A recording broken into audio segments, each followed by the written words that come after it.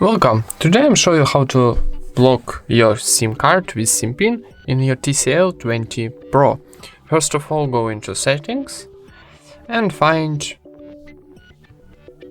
security and biometrics option. Go into this, then scroll down and find SIM card lock at the bottom.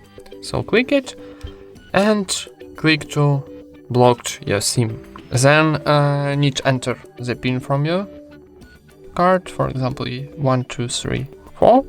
Click OK, and now we blocked our SIM card with SIM pin. So easy, right? Thank you for watching, leave thumbs ups and subscribe to our channel.